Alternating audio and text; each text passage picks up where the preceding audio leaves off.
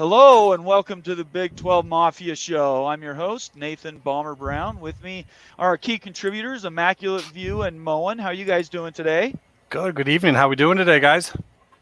Hopefully Just well. And living the Moen? dream here in Big Ten country. I love it. I love it. And we've got a Big Ten stud here with us today. Our guest is Big Ten Ted. I was on his show yesterday, and I appreciate him being here with us tonight. Straight out of the Big Ten West here, invading Big 12 country. Thanks for having me. You're very welcome. I appreciate you being here. Before we get started, we got to do some business. First of all, if you're here and you're new, please subscribe to the show. Turn on your notifications. Give us a thumbs up and leave us a comment or suggestion. We use those in our shows, and definitely we are pushing that. Getting bigger and bigger as we go. It's grown from very small to very large, and it's just going to get bigger, and we really appreciate you being here. Also, please participate. Leave a comment in the comment section while we're watching. You can leave live comments. We respond to those.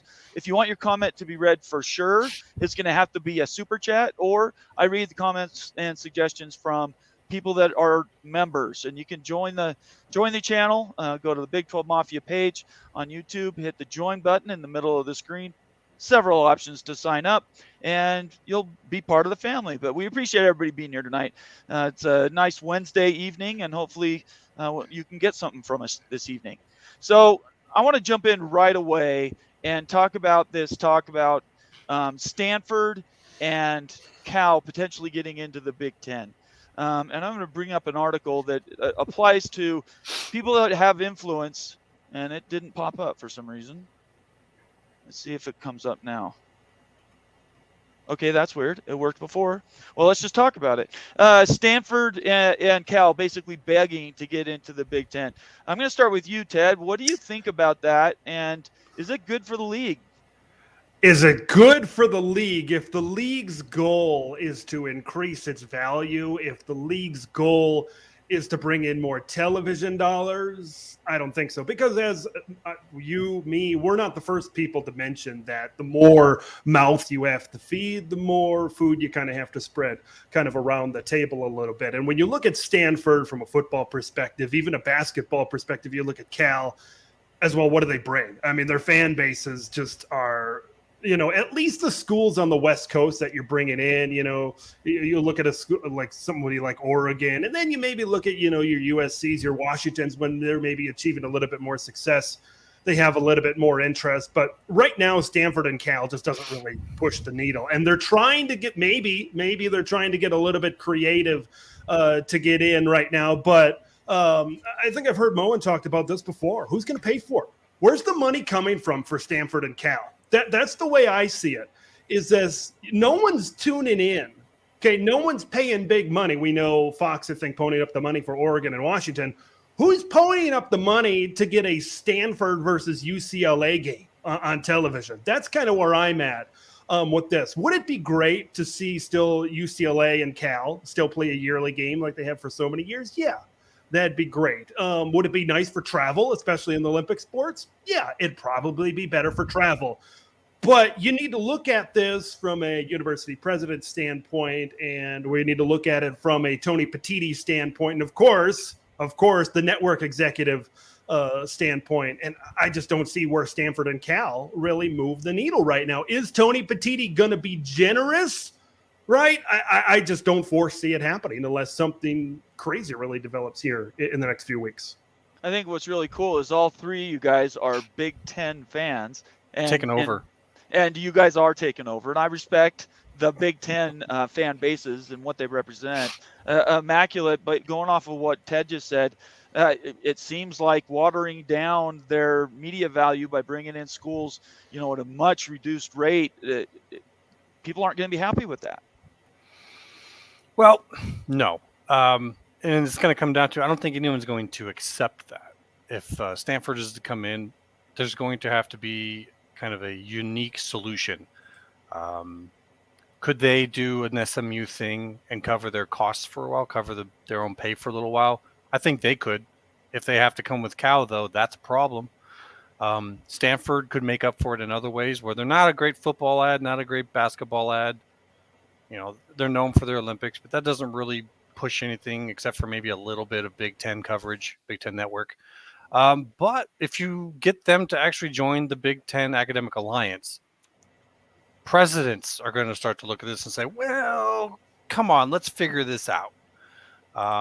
If Cal was to join that at the same time, and now you have both Cal and UCLA from the California university system, I don't know how to value that. I don't deal with that. I don't know these values, but you're talking big numbers. So, if you're saying they could maybe get something as low as 15 to 20 million to start off with, and then you work them up, is that worth it? Personally, I think that the Big Ten will expand more in the West by at least one more school in terms of future plan. This would be well in advance of those plans. So I think we're just kind of holding on at this point in time and seeing if they get it figured out or not.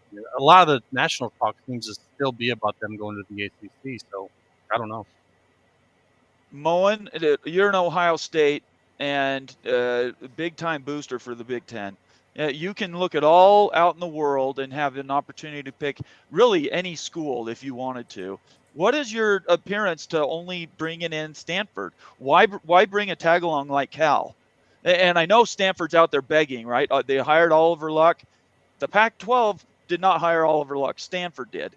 So they're looking for other options. Does Stanford have anything they can bring that will make it so that the Big Ten's willing to basically lower their payout to take them in? No, there's not going to be anything that's going to get anybody to lower their payout. That's the only thing that's stopping this. You need to find $400 million somewhere over the length of this media deal to add 2 schools. If Notre Dame joined with them, that would be covered. Otherwise, you're going to have a 4th media partner. I do think Stanford does add value in Olympic sports, especially with the Big Ten network. Eventually, that's going to move direct to consumer, just like ESPN. Olympic sports make up the bulk of the programming on the Big Ten network. Wrestling, volleyball, basketball. So Stanford does bring all those things to where it adds some value, but it doesn't add $400 million. Stanford and Cal don't add $400 million over the next 6 years in athletic value. So you have to find a partner. Either Stanford's going to have to pay their own way $400 million, which they could. I mean, that's completely doable for them. They can afford that. Or you're going to have a 4th media partner. And I think that's what the Big Ten is looking at right now is, can we add a 4th media partner, and does it give us enough money to add a Stanford and Cal? Because the presidents would vote for Stanford and Cal in a heartbeat if the money was there. The academic institutions, if they joined the Big Ten Academic Alliance, the Cancer Research Consortium, the Big Ten presidents would be beyond to have those 2 schools in the conference. It's a matter of funding their athletics. Well, I think – Go ahead. One thing real quick. It's being brought up in chat, and this is something I wanted to bring up real quick too. It's being reported that Luck is actually working for Oregon State and Washington State, and not for Stanford. It's a gentleman who claims to know him. Don't have his name offhand. I actually watched the video of him. He spoke with Trey on his video.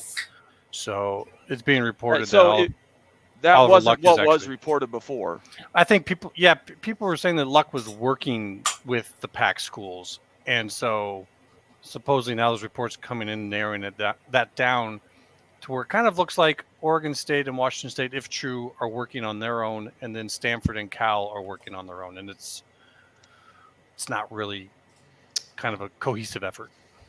All right. If that's the case, then obviously that changes where the focus of the the story goes. I'll have to check that out because that's not what I saw reported 4 days ago. So if that's changed, I'll own that and say sorry, we got that wrong. Yeah, no, you weren't, because it came out very generalized.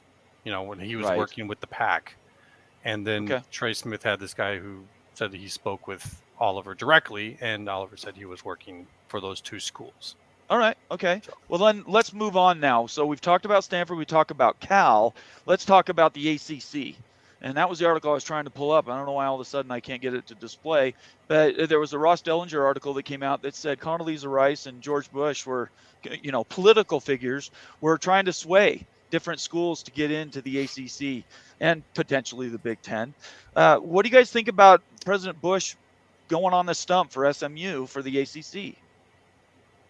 Well, SMU has been, at least from an outsider's point of view, kind of looking over this. So this is desperate, man. This is desperation really settling in with the Mustangs right now. They are going to do anything, right? We heard that they'd be willing, and of course that deal could still be on the table with what's going on in the ACC, but they're willing to forfeit, 4, 5, a handful of years to get into the ACC of television running right now.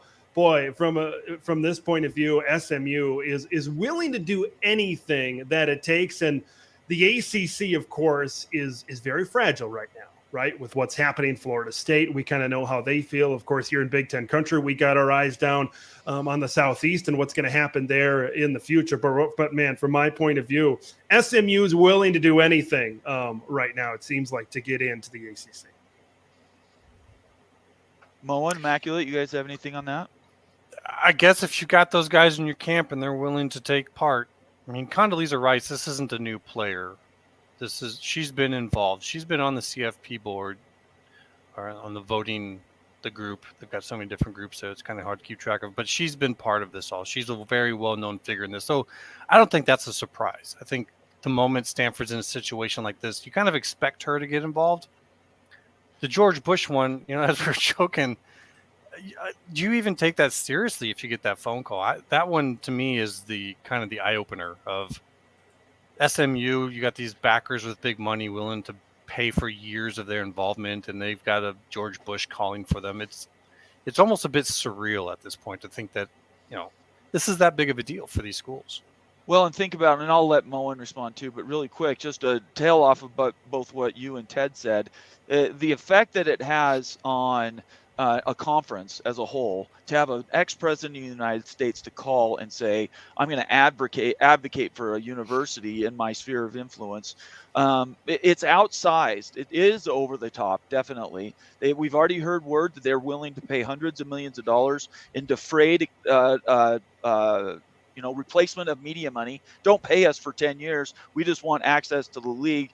The problem with that is, doesn't it cheapen the league? Doesn't it make the league look like they're basically begging for influence and money so bad that it lowers the perception of the entire conference? Like, does Florida State want to be associated with a conference that basically has to beg to have money to stay alive by bringing in a school that normally would never qualify?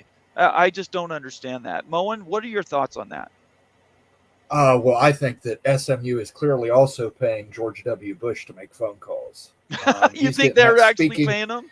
He's getting speaking engagement money somehow. But wow. George W. Bush does not have any influence, I don't think, to move the needle for SMU. And you're right. I think it would be a bad look for somebody to basically let somebody buy their way into your conference. Because that's what it is. You're bribing your way into the ACC conference. But I don't see anything happening with the ACC. North Carolina State, Clemson, and Florida State are going to remain no's. It doesn't matter who calls them. They don't want to be in the ACC. Nope. They're not adding anybody who's going to keep blocking them by putting more votes to remain on the board. So, no, I don't see that. I see this ACC information coming out more as Stanford using it as an option to try and leverage against the Big Ten.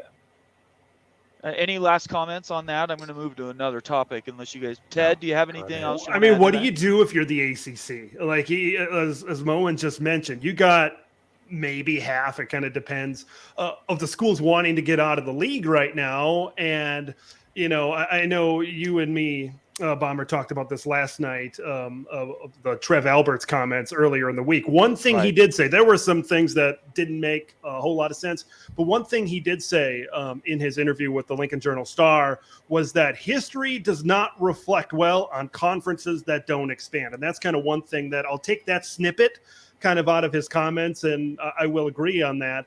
The ACC is just stuck between the ultimate rock and a hard place right now, because if you try to expand and you say maybe cheapen the league with an SMU, who knows how they feel about Stanford and Cal, the travel, all that sort of stuff. It's just, I just don't know what Jim Phillips and these university presidents can do right now in the ACC. From my point of view, from a Big Ten point of view, great. It kind of opens the door for maybe things to happen down the line, but it's a tough situation, I think, for the ACC. And I agree with people that say it cheapens the value of that league. Does it maybe drive the Florida States, the Miamis, North Carolinas, teams like that? Does it drive them even further away, even quicker? I think that's something that the ACC needs to be careful of. That's a great point. Yeah. I think that and I really do believe there's an appearance issue. Yeah.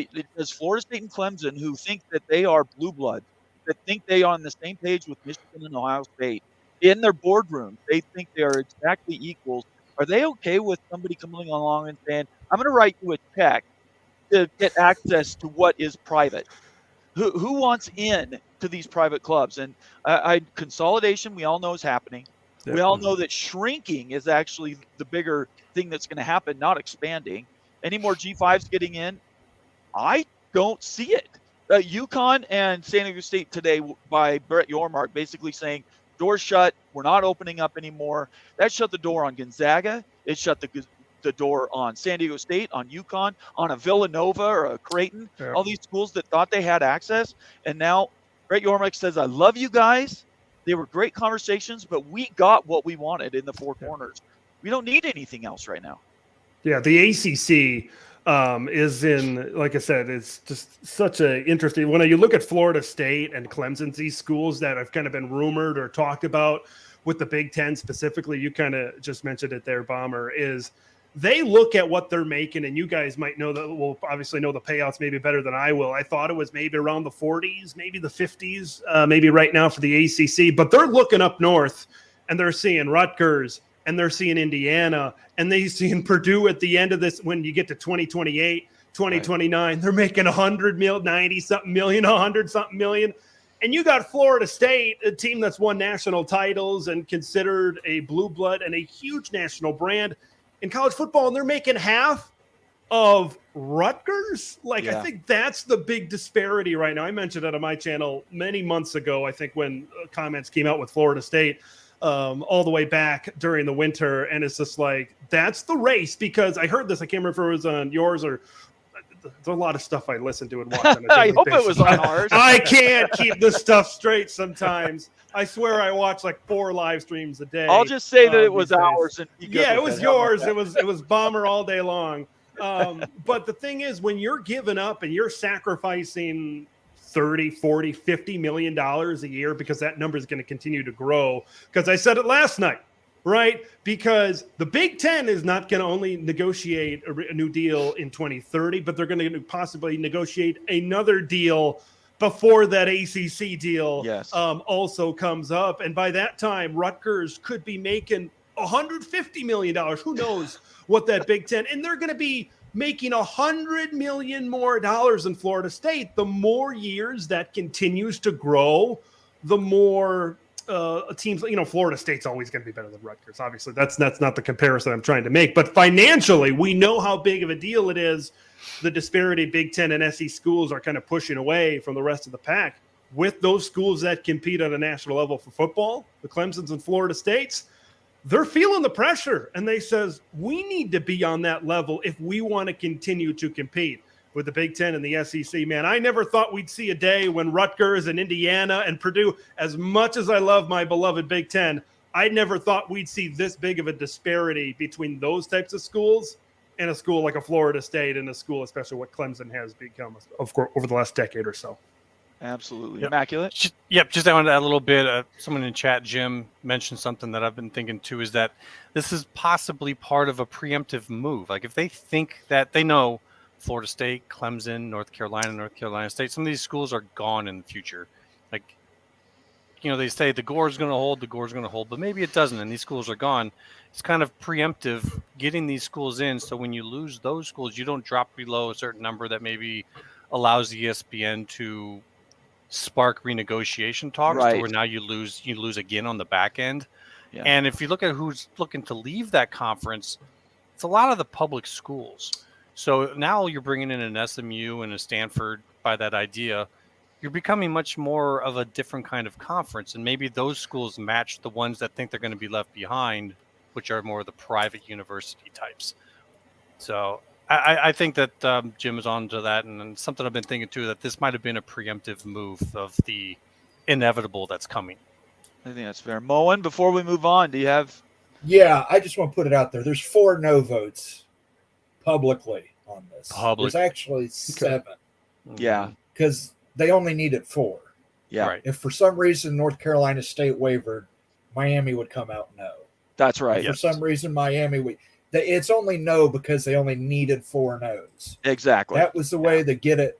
Say, we're just shy. We didn't piss off Notre Dame in the process, but trust me, it's 7 no's against Stanford and Cal right now. So that's a political. It's a political thing. People think that these guys always just vote exactly how they feel, and it's not. It's you don't show all your hand. You don't show who all is in it, and there's political sides to saying, "Hey, we want to break this conference apart." That's basically what you're saying if you're voting no. So certain schools are voting politically. Let's get to a super chat here from R Webb. He says Laura Bush is an SMU grad. Guys talking to us, and his library is at SMU. So this is keeping Mama happy, and we all know, guys, about that. So the fact, and I thought there were some ties with SMU, so I wasn't sure that they were so far away. But that's I think a very powerful point. Before we move on, I want to get to some comments. Let's try to get some comments in here from all of our subscribers. By the way, David Hackett and Earl Carr, and let's see if there's any other subscribers that have logged in. Otherwise, I'll call out other people. All right, let's talk about Conundrum being here. Thanks, Conundrum, and Craig Hirsch, Clint Moses, Mr. Monkey Says, Craig Hirsch again. Let's see, am I missing it? Nathan Campbell's in the house. It's great to see you, Nathan. Jared Jones and S. Reed. Tony Washin, good to see you here, Tony. Let's see, Clint Moses, Tony Wash. Gorb is in the house. Gorb, I love his name, by the way. Thanks for being here, Gorb. Jared Jones, AMAC is in the house. Way to go, guys. I really appreciate everybody being here. Jim Choi and Sagebrush Brown. That happens to be my sister. So I really appreciate her being here. Thanks, Shell, for being in the house. That's great to see family in holding everything up. Ken and Shirley, Shooter, Texas, and we'll stop there. Again, if you guys are new to the channel, please subscribe. Give us a comment or suggestion. Give us a thumbs up. Make sure you turn on your notifications so you know when our show is on. If you want to have your comments read, please either do a super chat. You can leave a regular comment, and we'll get to those if we have time. Super chats are always read, and then subscriber chats members are the ones that I always defer to first. All right, let's move to this next topic, guys. And I found this extremely interesting. Even though this picture is wrong, let's talk about this idea that in Missouri, they were able to pick up a 5-star defensive lineman, first time in school history. They celebrated like they just won the lottery. If anybody's seen that online, their video was just crazy about how happy they were to get this player, and people were shocked and dismayed in some cases. They were wondering why you would go to Missouri if you're a 5-star. Well, we found out today, Stuart Mandel puts this out. He says, unless you're knee-deep in NIL laws, you likely missed that Missouri allows high school seniors to make money if they pick an in-state school. Lo and behold, Missouri expanded a 5-star this week. That and more in his mailbag this week. We're not going to talk about his mailbag, but we are definitely talking about this 5-star and high school seniors now able to get money off of name, image, and likeness. Moen, I'm going to start with you first. What did you think about this article? And the news is just earth-shattering, isn't it? Yeah, I mean, for the last 50 years, high school seniors in Ohio were making money. It's, there's nothing new here. No. So, there is new that the school gets it if you stay in state. That is definitely new. Right. I mean, that's why Quinn Ewers left the state of Texas and early enrolled at Ohio State, simply because there was no NIL deals in Texas allowed at that time. So He came to Columbus, worked out for a year, got paid, left for Texas when he cleared that hurdle to become an NIL eligible player. I think this ends up going federal. At some point, it has to. You can't have all these different. I mean, we're going to have states start passing crazier and crazier NIL laws until we get something at a federal level that just kind of levels this all out. Yeah, without a federal solution, which I don't generally push for, but in this case it might be necessary, this is going to get pretty wild because these states are going to be pushed by these schools to do this. And you got to remember, these state legislatures are probably a lot more akin to doing what these schools say versus their federal representatives of these states. So, I mean, this right here, if this doesn't have some type of federal solution after this, you can imagine that a bunch of other states are going to do this as well. I mean, if you're a senior in high school and all of a sudden you can have this money coming into you to use while you're a senior in high school, that's going to affect your decision making, as it clearly did in this case. I'm not sure what effect this had on it, but you've got a school, you've got a state in Missouri that I don't think it's any secret that they're not exactly the most powerful program in the SEC right now. And maybe these are the things that certain states and certain schools and certain state legislatures are willing to do to maybe get a leg up. Missouri recruiting is solid. Okay. There are good players that do come out of the state of Missouri, and maybe keeping guys home, getting creative. And, you're going to see obviously other states kind of adopt things like this, but as long as we don't have federal legislation on NIL, this is going to get crazier, and it's going to get crazier, and it's going to get crazier. And this is starting to trickle down to high school football. These are seniors. What happens when you commit when you're a junior? Like, how far are we? Where's the line? I think in all of this, how far is it going to go until at the federal level they're going to maybe move this up the agenda, so to speak, and try to figure the things out? We've seen a couple of proposals. I think Tommy Tuberville kind of had one. There's kind of been others that have been. There's been some good parts. There's been some parts that maybe need to be tweaked a little bit right now. But man, this continues to get crazier and crazier, and you're going to see schools. And you're going to see states, because we know the collectives that, the big boosters at a program like the Big Ten, your Ohio States, your Michigan teams like that. We know the teams down in the SEC that have done well. It's all about keeping up with the Joneses right now in this NIL. I'm sure some coaches hate this because they just want to recruit. They want to sell their program. They don't want to deal with, this kid wants $110,000 instead of $80,000. Well, South Carolina's giving me 95, so you got to give me 105. Like, you would think as a college football coach, that's like the last thing you want to deal with. I thought I saw maybe some other programs out there that are hiring like these general manager types of positions. I'm kind of surprised we haven't seen more of that kind of coming down the pike just a little bit. But buckle up. It's going to continue to get crazy until we get federal legislation. And I saw in some of those federal proposals, there were some transfer things that kind of got dialed back a little bit, and you're going to get pushback.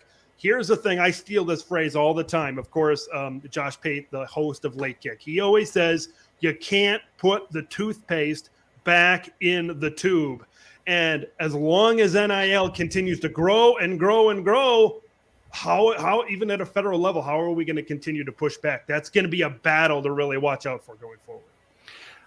Go ahead, Immaculate. Yeah, just real quick. I think you touched upon a part there that when we look at the different money going into these conferences and how does that start to affect what they can do? I think you're bringing up the general manager position and things like that. That's where this can play big, because if you're looking to bring in someone who can really start to manage this whole situation, you're going to have to pay them pretty well. Right. And they're going to need a team. Like, it's not just a one-person type of job. So you start to get into where you have more and more and more positions that you need. As we get into like the Big Ten being a coast-to-coast conference, your recruiting is getting expanded. Your recruiting staff has to expand. And then whoever's going against that has to expand. That's where this money is going to come into play big time. And Yeah, I think you're right. They're going to need to get these guys in here sooner rather than later, especially if, as some say, the national government gets divided by state interests, and so these state governments just start going ham in competition with each other. I mean, At we the know end how of- long some of these things can take at a national level. I hate politics more than anybody. Yeah. And I hate how it's involved so much at the state level, and now we're talking about at the national level, because I understand this, even though I might not like it, it's got to be fairly informed of what's going on. I understand that these things are going to take some time.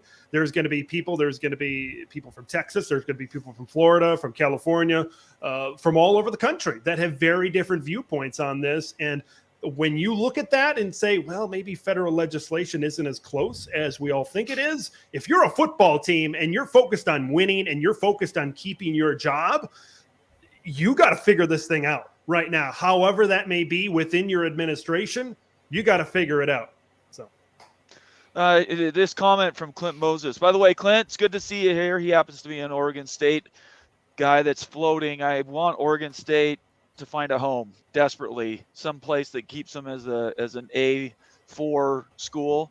Washington State and Oregon State deserve to be big time. It's just a matter of I don't know how we get him into another league. That's a different conversation. Let's talk about this comment. He says, get paid and flips last second to Georgia. So I read the article. I didn't see anything in there about controls, about anybody stopping from making a commitment, playing the senior year, legally getting paid, and then as a freshman, what's the penalty if they do leave? Who knows? I mean, Wow. look, there are I states, don't know. like literally Ryan Day could get on the phone tomorrow and call the governor of Ohio and tell him, I need this law passed. Ohio State has enough pull within the state of Ohio. That law is going to get passed. So he's going to call him and say, oh, Missouri allows high school seniors to make money. Ohio needs to allow high school juniors to make money. So he can get those recruits even earlier. Yeah, it's going to be 8th grade pretty soon. I wonder if there's though. I wonder if it's like you have to be 18, you have to be an adult. And I think that's wonder if they're saying seniors is it 18 or is it 17? I was a 17-year-old senior. I know. didn't turn I mean, 18 that's until I what was I'm in saying. Like, it college. might not just be all seniors. You might have to, but there's in some ways 17 is being looked at as an adult now too. So they might have it at 17 as well. I think Well, Moen there's makes workarounds. I Go think ahead, Moen, Ted. I think Moen makes a really good point. I think people underestimate sometimes how much pull in some of these states head coaches of these college football teams have. Like he mentioned, Ohio State. You could kind of go whether it's across the Big Ten, especially down in the SEC, and we all those state schools down there. It's just like you said with Ryan Day, he knocks on Governor whoever's door in the state of Ohio. It's gonna get done. So that was kind of very interesting bringing that up, and it's keeping up with the Joneses. Who's going to win the race? Who's going to evolve the most until we finally get to that breaking point at the federal level? Oh yeah, if you're an Ohio State coach like that, and you need a few guys to get some votes in the state legislature, all you got to do is invite them down for a weekend for the game, put them up in a. I mean, that's at the state level. That's very easy to do. I bet. A little bit more difficult with national guys. They tend to want more. I'm going to get some comments here before we move to the next. Oh, go ahead. I You can was say going to last- say, Ryan Day went in there and basically told the NIL, I need $17 million. And the NIL gave him $17 million. Yeah, it's stupid. It's ridiculous, and I'm an Ohio State fan, but yes, Ohio State literally has that much pull, because if somebody said no to Ohio State, Ryan Day is going to say, oh yeah, this congressman from Lancaster said no. Well, guess what? That congressman's getting primaried. Yeah. That congressman's probably losing because you just can't do it. So, and I'm sure it's the same way in Alabama, Kirby Smart in Georgia. It goes on all over the place. So you have to have some federal jurisdiction come in and say, look, these are the laws. And to what Immaculate was saying about 17-year-olds, there's workarounds to that. LeBron James was driving a brand new Hummer when he was 16 here in Ohio. Because his mom bought it. His mom leased it. There's workarounds. So, I mean, we do need the federal government to step up here. And I'm not a big federal government guy, but you need somebody to come in and say, okay, these are the standards. Everybody has to play by the same standards. It levels the playing field. Yeah, that's right. Let's get some comments here. The last two topics we've talked about, we'll just quickly cruise through these. This first one from Conundrum, he says, "I learned today on Jim Williams' podcast. I saw the interview, and I also read the article that came with the notice that Stanford does share the research money according to Jim. So I know we've talked about that in the past, guys. If Stanford is willing to share that research stuff, is there any other barrier to them joining the Big Ten?" I just saying the same one again. It's as far as sharing their money or sharing the research stuff. I don't know if he's saying in the pack or is he saying with the research consortium with the Jim said Federation? in his show, he actually said that they are talking about sharing their research information with the Big Ten. With the Big Ten, because the Big Ten has that where the pack did not. Yes. So it's a new That's right. thing for Stanford. They share information with some of the Ivy schools and whatnot, and those are pretty large libraries of information. That's no small amount, and it's some pretty valuable information. So you're talking about maybe losing access with that in a few years if they were to do this. But the way the Big Ten's going, I don't know. I have no way of valuing it. They might actually have more information available through the Big Ten Academic Alliance. But if Stanford is willing to do that, I don't know what's holding that up other than maybe they're saying that Cal has to come with. I mean, honestly, I think most of the Big Ten schools, whatever it takes to get Stanford in, if they'll join that BTA, they'll make it happen. Any other comments on that? Can I move to the next one? You guys okay? All right, let's move on. Glenn Lumen, who happens to be one of our members, he says, Cal and Stanford kept schools out of the pack. Now there are schools left out. These schools are a reflection of the attitudes of the Bay Area, not a rising market for success and growth. Comments? Does everybody just agree with that? Well, the Bay Area is like number 7 or number 6 right in media market. So, I mean, it does have a media market. Whether or not those schools actually get fans there, it's about the alumni that live in that area. Right. When Ohio State comes to play Stanford, that place is going to be packed. When Michigan goes to play Cal, that place is going to be packed. It's about drawing in the alumni from those areas. It's not so much about how quality those teams are. One of the things Bob Thompson always has mentioned, the 4 things that he holds really dear to what drives value. One of the things is the fan engagement, right? How rabid are you fans? So you can't say the Stanford and Cal fans are like Ohio State fans or even BYU fans for that matter. They're not all in.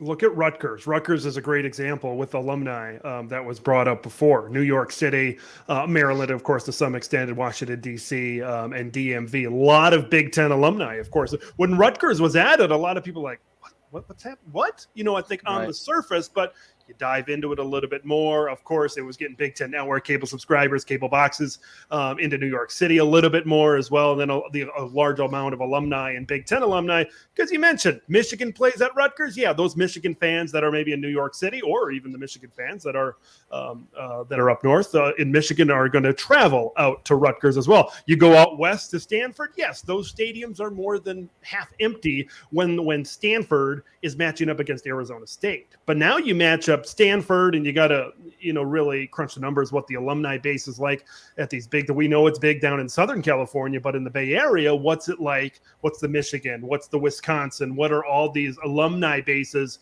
out in the Bay Area? And because when I think of Stanford and Cal, not in every way, but I think at least in the back of my mind, I think a little bit of Rutgers and Maryland in terms of the ads as well, because athletically on the field, are they great? No, absolutely not. Do they have the biggest fan bases in the world? No, not really. But you look at alumni in that area and all the other things that maybe are brought to the table, and it maybe changes things just a little bit. If you're going to make a Western Division at some point in time, right now our Western flank is stacked. USC, Oregon, Washington, UCLA. At some point in time, someone's going to have to lose some games. Yeah. Yeah, that's true. Yeah, Stanford and Cal. Someone's got to lose some bye games, weeks. So they're if you're bye going to make a weeks. 6-team division out there and you bring in Stanford and Cal, well, I think maybe, just maybe, if you're USC and Oregon and Washington, you might be like, hey, That's not horrible. It's Those are wins. possible. Earl Carr, sorry, let me get the names right. Another member. Appreciate you being here, Earl. He says, I find it strange with all the ACC talk. The Irish has gone dark. I don't want you to answer this, Immaculate. I want Moen to answer this. What's going on with Notre Dame, Moen? That's what I was thinking. Well, I'm sure when there's a publicity photo to be taken, Jack Swordrick will be right out there to be seen helping Stanford and California while doing nothing. I had this argument with a gentleman on Twitter or X the other day. What more could Notre Dame do? Well, I don't know. How about anything? How about anything? Like literally, he could come out and say Notre Dame's committed to scheduling Stanford and Cal in football for the next 10 years, and that would boost their value. That boosts their value. Was he willing to do that? Well, no. He just wanted to say. He just wanted to say and shake his finger and say, wow, look at an indictment of college athletics that this happened when he's one of the main instigators of this. So, you're not going to hear from the Irish unless there's something that he can get on his soapbox about and look down his nose at people. All right, Immaculate, you have 90 seconds. Go. Well, I just got to say, just to kind of lead in from that, speaking of the gentleman they had a discussion with, we might be having that guy on here in the near future. People may want to tune in for that to see a little bit of Moen and ND guy going head to head. But anyways, in terms of Notre Dame, I say to get a little, cloak and dagger, as our friend Greg would say. Absolutely. If you bring in Stanford and Cal and you have them with USC and with UCLA, could you get them to say, in order to come in, you have to agree to not schedule Notre Dame on your out-of-conference schedule? Would the Big Ten walk away from Notre Dame games? How does that? I mean, how does that affect? Like, if you need to get this stuff done by 2026 to get things planned out, and you have to get Notre Dame in here because that's an integral piece to the ACC and everything else, how far are you willing to go? Yeah, I think that would be nuts. Notre Dame draws too much money. It's worth this too whole much money. situation is nuts. Yeah, that's fair. Okay. All right. This is for you, Ted. At some point, it's on the ACC's best interest to settle with schools who want out. The ACC will not be able to move until then. The ACC has to expand to survive. We've already talked about that in the A4. If not, they are a G5. What do you think about that?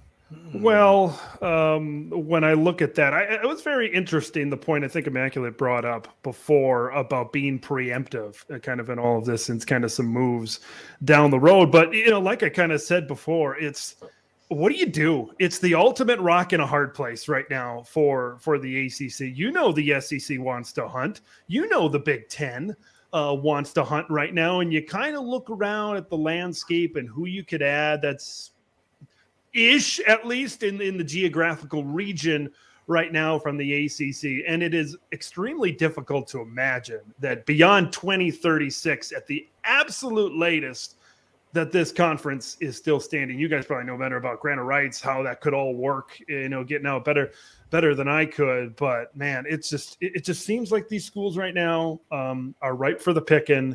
It's just a matter of when.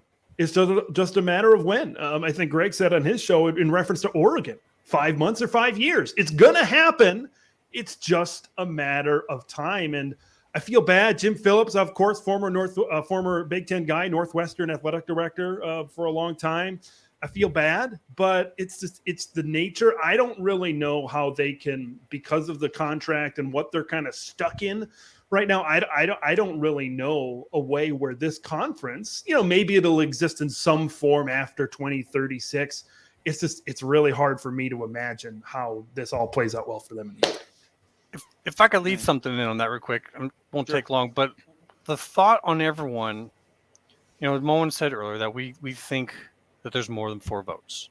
We think there's at least 7, maybe 8, maybe 9. At what point in time does the pressure get turned up so high on the ACC that they're actually willing to do the unthinkable?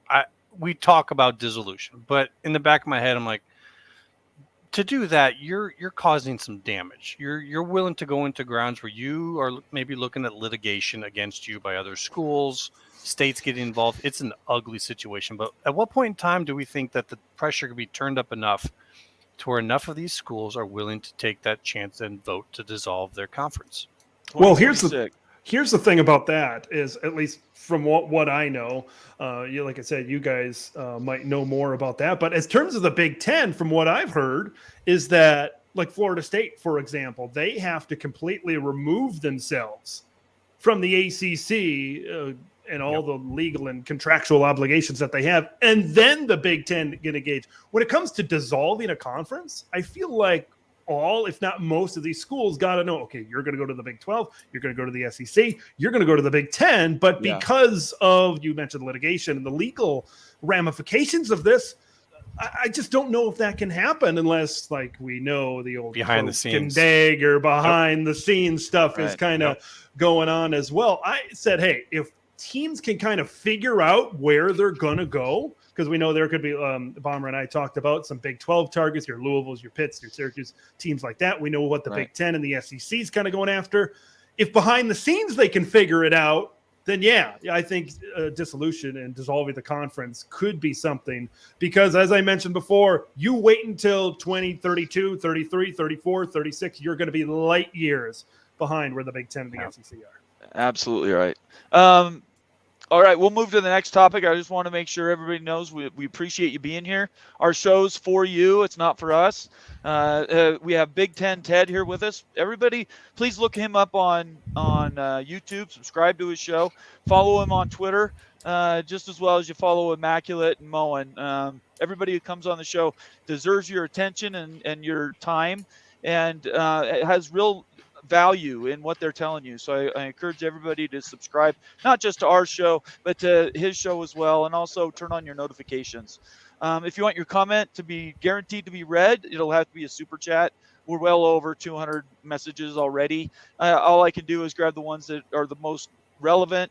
Obviously, if you're already a member, those are highlighted to me, and I try to get those out as soon as I can as we move through these topics. But I want to let everybody know we really appreciate you being here. Up in the upper right-hand corner of your screen, you'll see a QR code. That's for Coup Connect. That's the BYU NIL. If you're a BYU fan and you are not contributing to an NIL, guys, how deadly is that if your school is not getting money from an NIL? At this point in time, you're less armed than your competitors. I want to give. Oh, go ahead. No, please. I want to hear your opinion. Yeah. I want to give a good. NIL. People are getting creative. Is anybody getting more creative than Iowa and the Swarm Collective when they've been able to do with partnering up with some breweries in the area? If there's one thing Big Ten fans love to do, they love to drink. I'll tell you that much. And what they've been able to do with the Swarm Collective. Out there, Brad Heinrichs, I believe is his name, ahead of that collective right now. Iowa, it's all about creativity, right? If we mentioned the laws in the state of Missouri before, but getting creative, I always love. I watch Brad Ita's interviews from the Hawkeye of the Storm. Corey does a great job over there, and those are very interesting discussions, especially to hear that perspective from a person who's leading a collective. And what's going on there at Iowa. Like when you look at Iowa, right, because NIL, transfer portal, we know those two things are connected. A lot of people are saying guys like Cade McNamara coming in, guys like Caleb Brown, NIL was a big part in maybe Iowa making that improvement, maybe enough to win a Big Ten West title for the second time in 3 years. I think it's really what important. we have to do. Yeah. Right. And Iowa just – Immaculate's the Iowa guy here on the panel, so he'd love to hear that. I'm just telling BYU fans, and I know this is a Big 12 Mafia show, but I have BYU fans here. I gotta bump the Coup Connect Collective. You guys, we need to $10. If everybody, there's like 75,000 active BYU boosters throughout the United States. If everybody did $10, look how much money that would give. That's $7.5 million to a lot of people that could come to the school. So I'm just trying to encourage everybody to do that. And if you could look us up, that would be the great way to go. All right, let's move to the next topic. By the way, I wanted to get Sergeant Pickles in here. He says, good evening, all. Won't be able to interact much, but I'm listening along. Thanks, Pickles, for being here. Pickles is one of our members, and I try to highlight all those member chats if I can. Let's move to the next topic here. and to see if I can bring it up. For some reason, my screen is not sharing.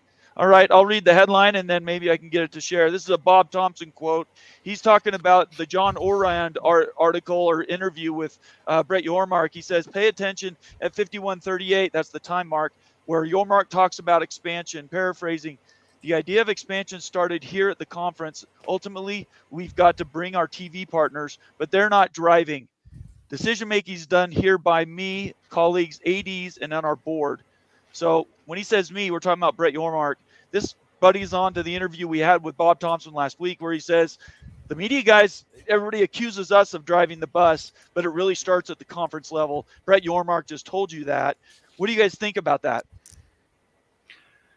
I think that people just need to realize that while the networks are extremely influential in this, they are in an advisory role while also being the buyer role. So, as any manufacturer of something, they're looking to suit the needs of their buyers. It's the same with the conferences. They're looking to suit the needs of their buyers, which are these networks. So if people are thinking that the networks are just fashioning everything, I guess you might be able to look at it that way, in that their advice or what they're looking to pay for is going to weigh very heavily with the presidents and athletic directors and everyone making these decisions. But in the end, it is up to the schools to make these decisions, and with the conference commissioner, and they are deciding. Ted or Moen, you guys have any opinion on this? I don't think a conference commissioner is going to come out and say, yeah, Fox is steering the bus right now. I'll just say that. Of course, nobody's ever going to say that. I'll use a Big Ten example. Of course, Oregon and Washington, they've been trying to get in the Big Ten ever since USC and UCLA joined. They could have been added. I think for the longest time, I think we had a pretty good idea that Fox and maybe some of the other TV partners says, yeah, we'll pony up the money. It was just up to Kevin Warren, and then eventually it gave way to Tony Petitti to determine when exactly that move that wanted to be made. Of course, the reports were out for a while that said, well, we don't want to be responsible for really killing the pack, even though they kind of did that when they took their two biggest brands out in LA, USC and UCLA. So I think the networks are very, very heavily involved. I know this is a Big 12 show, and I know I'm not trying to spread my Big 10 propaganda too much here, but Joel Klatt did an excellent series, Big Noon Conversations, over on Podcast Form. He interviewed Tony Petitti, and Tony Petitti had some very interesting answers as it pertained to this, and admitted, yeah, the networks are television. That, of course, he has a big-time background and all of that. They have it's a big part, but in the end, this is a decision, the timing, when and where kind of thing, the logistics that comes at the, of course, commissioner level, university presidents type of level as well. But right after the commissioner, you got to think, because those TV networks and those TV executives, the suits, as I like to say, are right there. Are they pulling the strings? I don't think it's quite that far, but I think the commissioners, the presidents know exactly what the networks are willing to offer with some of these expansion targets, and they kind of base their decisions around that. Yeah, I mean, I think it's very interesting that Petitti is now in charge of the Big Ten, yep, and how smoothly this all seems to be going for the Big Ten now versus when Kevin Warren was in. He's just going to know the language and the lingo and how to talk with his network partners on getting things done. And so to me, it's a huge advantage for a conference now to have one of these new age type of conference commissioners, whether it's straight out of the networks or if it's a businessman like Yormark who has dealt with the networks plenty. I think it's proving to be a great advantage. And I dare say Sankey is a little behind the eight ball on this one. Boy, you mentioned one word, talk. That's something Kevin Warren did not do. Okay, when it comes to these networks dealings and the communicating really between the networks and the university presidents, which the commissioner is kind of a liaison, kind of a bridge that kind of connects those two groups, so to speak. And it seems like Tony Petitti is kind of mending some things. I really like what Tony's done. He is such a he's so smooth on television in some of these interviews as well. Not saying Kevin Warren wasn't, but I believe Tony's so far is a great representative. I was I was on board a little bit with Kevin Warren at times, but so who knows? Maybe things can go a little bit sideways again. I don't think they will, but I believe Tony Petitti is in a great spot. He knows, like working with Major League Baseball and of course the BCS kind of back in the day. He knows, like a lot of people say, well, we already got a TV deal done. Why did we hire a TV guy? TV is at the center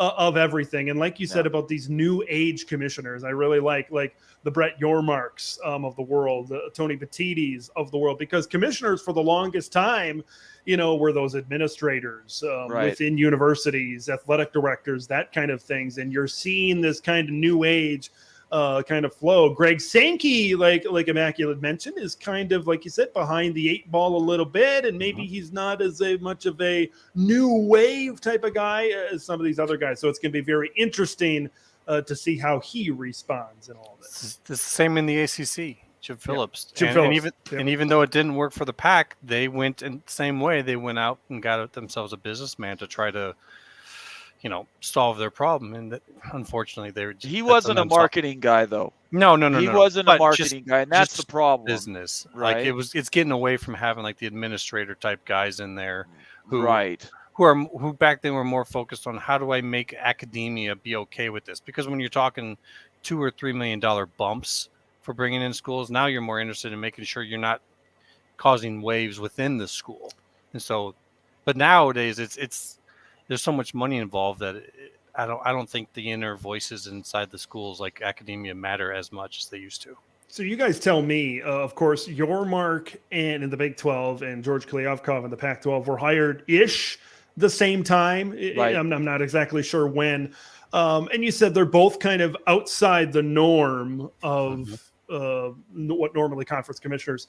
So I'm following this from a distance, of course, with this whole Big 12, Pac-12 thing. What was the biggest difference, per se, between our old buddy Georgie K and Brett Yormark? Because I can see it. Oh, yeah, Brett has definitely taken his conference to a whole new level, and the Pac-12 is going to cease to exist. So what do you think is the biggest difference? Because they're both guys that maybe come from the business world. So kind of educate me on this. Well, Brett Yormark came from, he worked for the NBA. Okay. He ran NASCAR.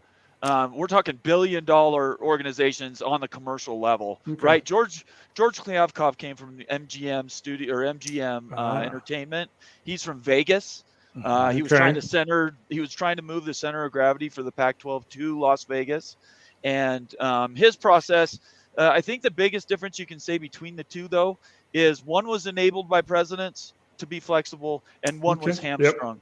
And Kliavkov basically had presidents that had 12 different opinions about where they wanted to be, and they couldn't ever, even though they kept putting out those unity statements, that conference could not have been more polarized from school to school. They all had different motivations. The Big 12 has one motivation: football, basketball, let's go. And whatever we need to do to survive, that's the biggest difference. The Pac-12 thought that they could survive on their own through their elite academics and research, and they thought they were going to be like the Ivy League of the West. They always talked about it for years and years. They tried to pull it off, and it just swallowed them. There's no way in this environment that they were going to survive. So you said it's mostly dependent on the university presidents and their attitude towards the future, right? Okay, so I'm going to throw something back at you. You put George Kliavkov as commissioner of the Big 12 and Brett Yormark as commissioner of the Pac-12. What's the end result? Does the same end result happen because it's still the attitude of the university presidents? Or what do you think happens if we kind of swap roles a little bit? Just real quick on that, I'd like to say people give Yormark a lot of credit, but he gives credit to Bob Bowlesby. He gives credit to the previous commissioner to really guide him along, because the four and the presidents. He gives credit to the presidents. I know. Too. But the point being is that the 4 schools that were brought in was before Yormark. Sure, that was a Bowlesby move, and so I think Bowlesby really kind of guided Yormark in his early days, because he doesn't know this world at all. Yeah. Yormark early on, even by his own admission, because he had an interview with Joel Klatt as well. I don't know if you saw that, but I thought that one was even better than Petitti, and that's saying a lot. But I think that Bowlesby kind of guided him right in it, and they just went from one commissioner to the next, and just this smooth transition. It was almost perfect. So I think Klyovkov would have been okay if Bowlesby would have got him going in the same direction, but I think there is some element of Yormark's own skill that was superior to Klyovkov. So There's no way the Pac-12 hires Brett Yormark. Okay. Yeah. His personality oh yeah, would yeah, not probably have Yeah. met, right? They hired the guy they wanted. In fact, they trumpeted the hiring of George Klyovkov. For an entire year, they said, this is the guy. We made the right hire. We're making the right moves. They shut down the business office in San Francisco, moved it to a more reasonable, Mhm. all these things Mhm. they were happy about until USC and UCLA left. And now all of a sudden, he is put in an unwinnable situation. And the other thing, if you've ever watched him speak, he can't speak. So they hired the guy that they wanted, but unfortunately, the guy they wanted was a complete mismatch for what they needed. They needed somebody that would be a leader, that could stand out and really drive change, and they weren't going to tolerate that. So there's no way they hire a Brett Yormark.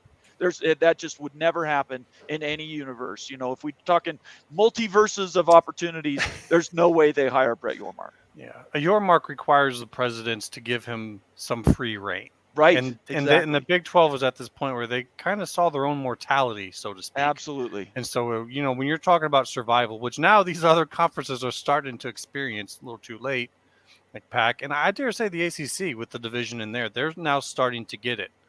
But the Big 12, to their credit, big time, saw this, got in a guy who basically is kind of, this guy's got a little dog in him. He wants to get out there and go hunting, and they gave him a lot of leash room to just go and do what he does and just, come back and get the approval. Whereas in the PAC, that doesn't seem to be what they wanted. They wanted a guy that they could control, that isn't as so, flamboyant and outgoing and isn't going to go do a whole bunch of things that they don't approve of before they approve of it, so to speak. Well, and we've heard they haven't criticized none of the presidents have criticized Klyovkov. Nope. They've all pointed at each other. They Hmm. blame each other. And all these videos that you've seen the Kirk Schultz interview Yeah. with John Canzano. He basically said, the presidents, we screwed this up. Everybody had dueling priorities. So I just don't think that any commissioner would have made a difference with those guys. They had unreal expectations. Somebody told them in some back room they were worth a certain amount of money, and they weren't going to get that. I'm going to leave Moen with the last word, and then we're going to move on to another topic. Moen, you've been very silent about all this. Give us the final word on where we are with the burying of the Pac-12 and the differences in the marketing strategy. Well, Brett Yormark, and Immaculate was right. He owes a lot to Bob Bowlesby. He stabilized that conference well before Brett Yormark got there. George Klyovkov just walked into an absolute shit show. Right. And it was a shit show with 10 people all wanting 10 different things. You can't argue with the results that Brett Yormark had. He was the right guy in the right place at the right time.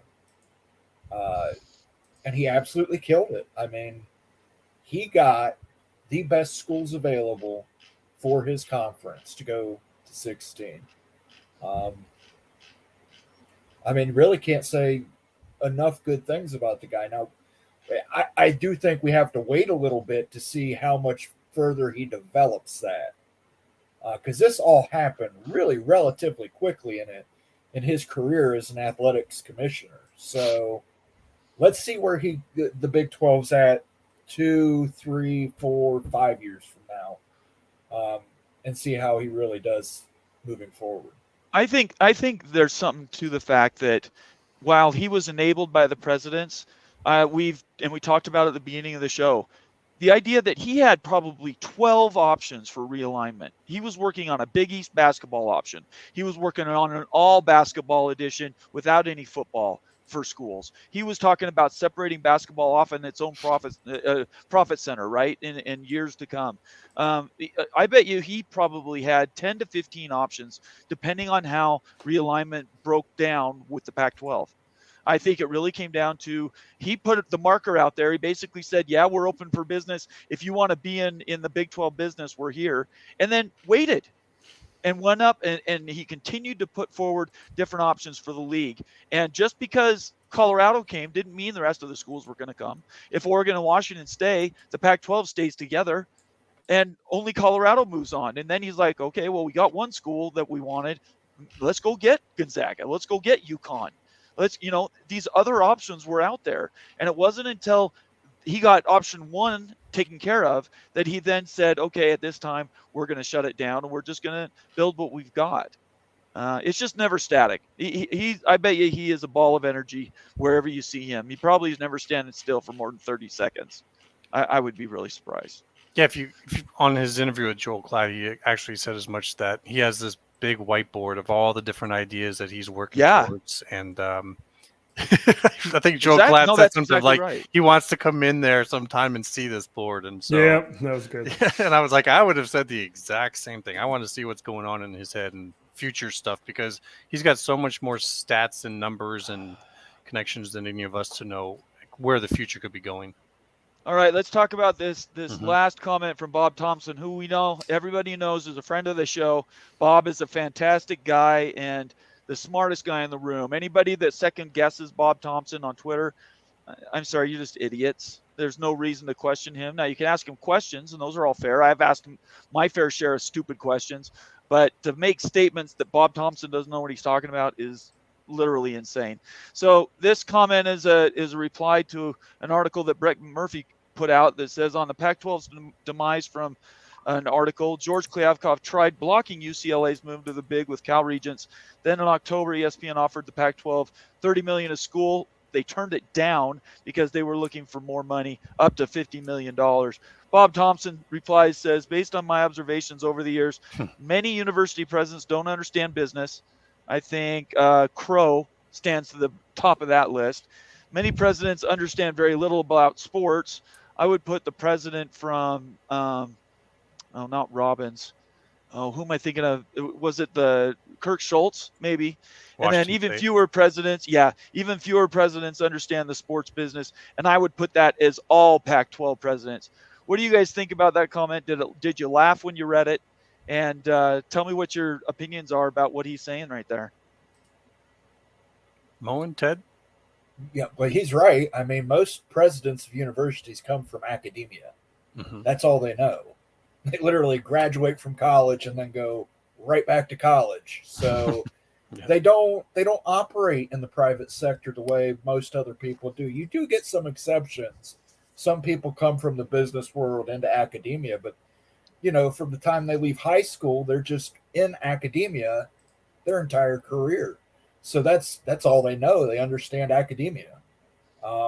These are things they don't have to know. This is what they have ADs for. This is what you have conference commissioners for. But every so often you get somebody who thinks they know everything about everything, and they will work with a professor on campus. And that professor will tell them, "Oh, you're worth $50 million." And they'll go, "Yeah, I agree. Washington State's worth $50 million." And Washington State demands $50 million. And Bob called it when everybody was upset. The value in Oregon and Washington was only about $36 million, which is basically what the Big Ten ended up paying them. Yep. So before I'd listen to a professor and a president on a college campus on media evaluations, I'd listen to Bob Thompson. If we need any example about university presidents, I don't know if you guys saw these comments from Michael Crow, the Arizona State president, trying to explain what streaming is and their Apple TV deal. Yeah, I just immediately facepalmed like this was this new innovative technology. 23rd century. It's Star Trek, guys. It's this 23rd century. You can stop video. You can fast forward and rewind. You can watch any game at any time. Yeah. Do you have YouTube TV? Like, I just can't. I mean, this whole Pac-12 thing, just watching it, see all the steps that have been taken over time and seeing what's brought it. I mean, a professor? Like, are you telling me, according to this Brett McMurphy tweet, that a professor was what it hinged on? And maybe there's more to it that I'm missing out there, but it's just like, what are we doing? What are we doing? You're running a conference. I don't know. It's just, these university presidents, bless their soul, bless their heart, as they say down south. But it's just like, wow. It's some of these decisions that they make. It's just like, maybe we can involve a couple more people in the process to kind of help make this decision. Maybe some ADs can maybe help, even though at Arizona State, I'm not sure Ray Anderson is maybe much of a help in some things as well. But it's just like, wow. Some of the things that have kind of come out over the last year with this Pac-12 just makes you scratch your head. Before you say anything, Immaculate, let Okay. me thank everybody for being here. If you want your comment or suggestion to be read on the show, please feel free to leave it. We're trying to catch up on as many as we can as we talk. We're also going to be doing call-ins here in just a little bit. I'm not sure if Ted's going to stick around for those. He's welcome to. But we want to involve you in the show and calls. And then for sure to get your comment read, it'll have to be a super chat, or you can join as a member, and we try to defer to all those. Okay, Immaculate, go ahead. Well, just real quick about Ray Anderson. It's really been kind of a disappointment because he comes from that area that we're saying is starting to come from. He's a lawyer, sports agent. He's from the industry. So I would have liked to have seen him come in here and really actually be a strong advisor to Crow.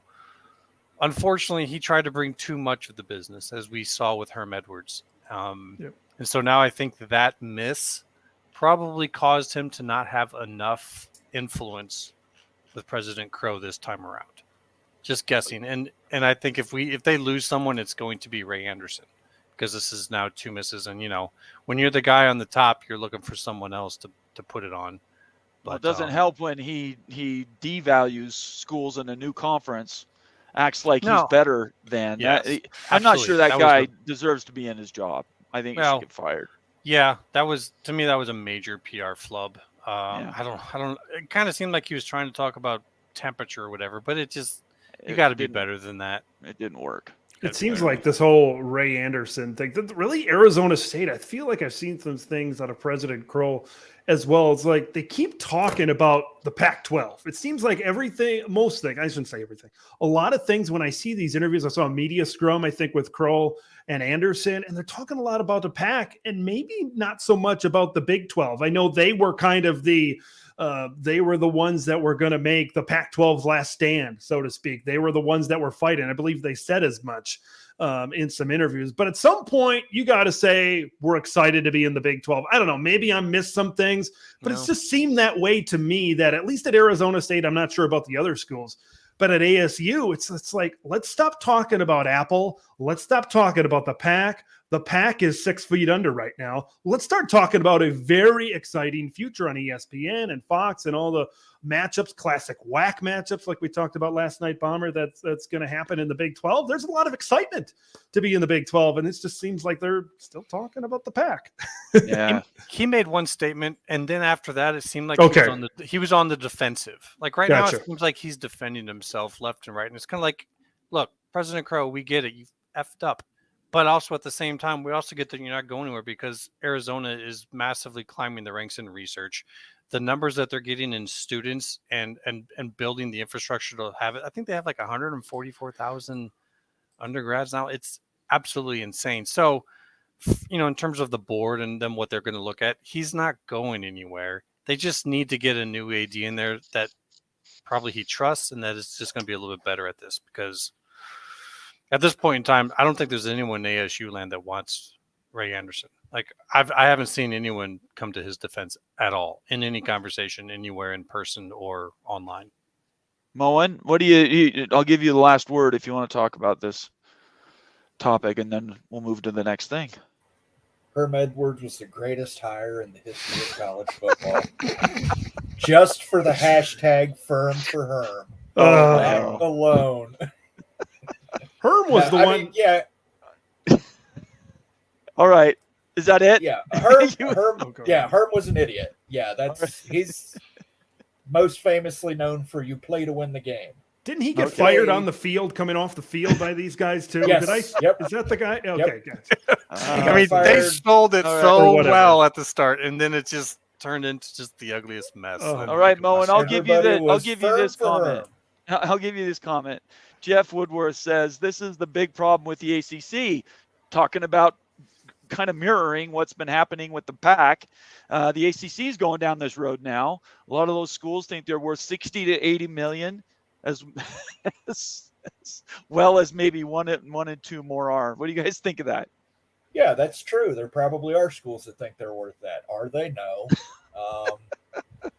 I think there's also some schools like Wake Forest who know they're not worth that, but they're going to hang on as long as they can. I mean, sure, ain't no reason to get off that train while the checks are rolling in. So they don't know what their future is. Yeah, Miami, Clemson, Florida State, UNC are probably the only 4 schools out of the ACC you could put in that 60 to 80 million range. I don't even think they're that high though. It's kind of like the Pac a little bit, where you have a handful of schools that are maybe worth something to somebody, like we've seen, even though Oregon and Washington are coming in at a partial share, but we saw USC and UCLA kind of at a full share, like Moen just mentioned. You look at FSU, you look at Clemson, you look at North Carolina, who's maybe in more of the Oregon, Washington kind of realm as well. Like, I think it's very similar, where you got a handful of schools that I think are worth something. But what happens when you get past Florida State, Miami, Clemson, and North Carolina? Okay, what happens then? Then your value then you get to Virginia, which has kind of been thrown around with maybe Big Ten or SEC, even though I'm not a huge proponent of that right now, but I get what they bring academically. But then you kind of keep on going down the line at some of the, and then the value really starts to kind of decline after that, especially when you're talking about those big 2 conferences, the Big Ten and the SEC. Sorry, I was typing something to Kaufman. Kaufman, I'm just going to say it out loud. If you have the link to the LA Times article, send it to me in a DM in Twitter, and I'll look it up, because I haven't read that one. But if it's got some headlines in it, I'd like to know about it. It's a very long report. Is it? What's it about? It's just going over all the minutiae and details of what went on through this whole process in the Pac-12. It's very detailed and very good, but it's going to be a long read. I don't know. You probably won't be able to get through it right now to find the I wouldn't read it now. I'm looking for the link. Kaufman, again, who's a member, he says Crow needs to be let go. He doesn't want to be in the Big 12. He is hurting ASU with the PR. I think, I mean, that's self-evident. He's not done good things for them in the last few weeks. Let's see. I'm going to open it up. We got a few minutes here. I want to see if we can get a couple calls in.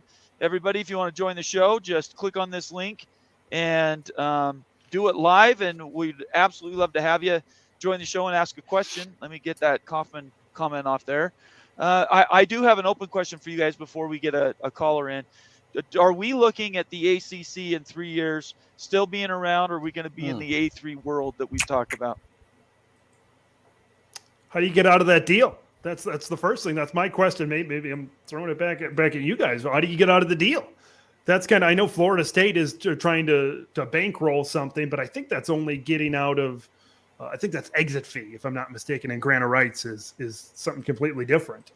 We mentioned dissolving the conference, and that seems kind of, I don't want to say far-fetched, what's kind of a notch below far-fetched a little bit now, but I don't know. That's my big question. If you can find a way to circumvent this grant of rights and these legal and these contractual situations, I'd say, this could happen this year.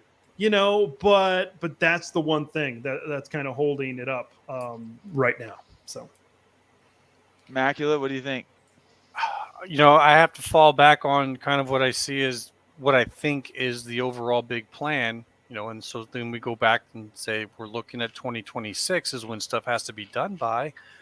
And so if these schools want to get the new home so that the new conferences can kind of figure out how exactly to vote on this with the CFP, I still have to say that my original thought was 2024 is when we'd see movement. And so everything that was going on this year was a surprise. It's like, this is early. So I'm still thinking that we're right back in the same page next year, and that we may have some more, shall we say, leaks and information coming out of there. Surprisingly, the ACC is looking more and more like the Pac. I always thought the ACC had more strength because it's on the East Coast, because it's more wanted and desired by 2 conferences, so 2 major conferences in the Big Ten and the SEC. So they're going to have a little more play in the game. I always thought that you could get almost every single one of those schools at home if that's the final move, and from there you push hard on the NCAA for the rules in the autonomy conferences. They pass the new rules for the conference playoffs, and things start to really roll so that you're ready to go and figure out what you're doing in 2026. But if they don't have consolidation done by then, now I don't know. I definitely think that we're looking at next year for more smoke and fire. Mo, and you're the first one that really reported that the Big Ten was sort of out on Florida State, pulling back a little bit. You know, that news came out a little before the whole thing blew up. Do you think anything happens by 26?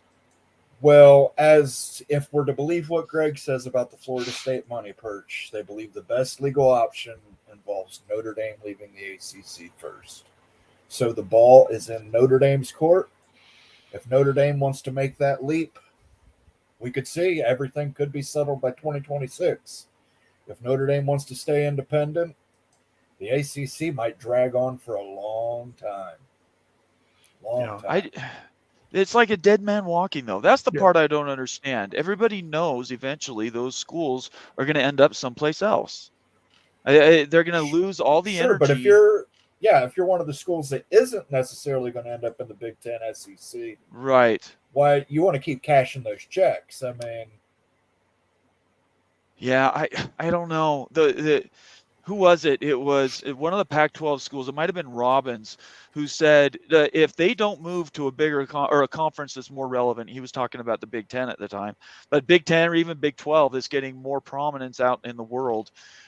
You're going to disappear if you end up on a streamer with no, really exposure to the rest of the over-the-air networks. And so I don't know what the options are for these conferences. I mean, ESPN is hemorrhaging money. Disney is hemorrhaging money. ESPN's margins have gone down. They're still making billions of dollars every year.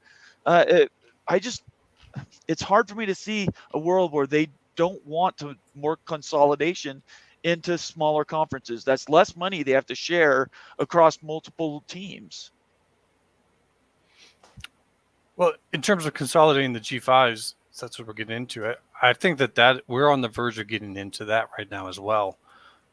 We're seeing that starting to peek into with Washington State and Oregon State, as far as if they're going down. And so once you start to get the American talking, now they're starting to talk like, do we add Mountain West schools? Do we maybe take from the Sun Belt? I think but they're not going to be an auto qualifier league, no matter what they do. Well, unless there's a vote to take away right now there's 6 spots for conference champions, auto qualifying. Yeah, those are going away in 26. I don't know. The G5's got to vote in this, guys. We cannot underplay it. I know we want to say like the power, but the G5 has equal votes, and they'll get one in. It's going to be a negotiation. It has to. I mean, I know that's kind of hard to think about, but it's real. Like they have as much voting power, and Notre Dame is there too. So, unless the other power conferences want to completely move away from the conference playoff company, the LLC that runs that thing, the G's have a say in it. So it's a negotiation. It's a compromise. It's just how it is.